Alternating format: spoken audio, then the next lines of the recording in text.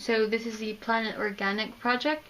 and I looked at shells and vessels, and while starting out I learned from my tutor like a kind of language that Philip Rawson in his book Ceramics talks about, like vessels having a poetic meaning and how you can use that in your making pottery. So these drawings are from the Natural History Museum, and I just looked at a bunch of vessels, pea pods or seed pods, or I'm not actually sure what they are, but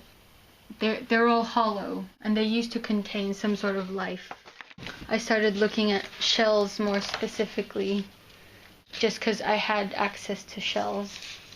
and also a lot of them are like fossils and they used to contain life, and I was really interested in that concept and just looking at the details of them and how they could maybe portray emotion. Like this one in particular, I think they're limpet shells and they fit together so nicely, and it just really looked like something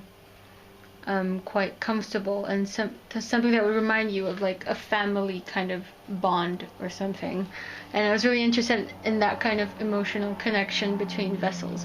Actually aren't a lot of drawings from this, but other than that, because a lot of the ideas and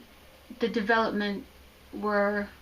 born from making and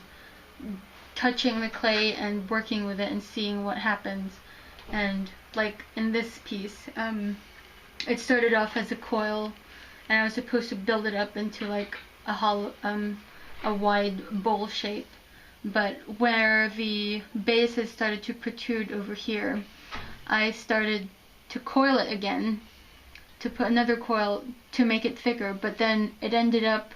looking like that, which I thought, oh, that looks a lot like the shells that I drew like a day ago. So I tried to go with it and I built it up some more, and at the end of the day I had this and I was really happy with it. And that's just like an example of how things work out in clay, where you can't really just rely on drawings. You don't really do technical drawings for it. I mean, depending on what kind of ceramics you want to do, but yeah, and I think that's it. That's how all the pieces were born, and you just have to work with it and see what happens.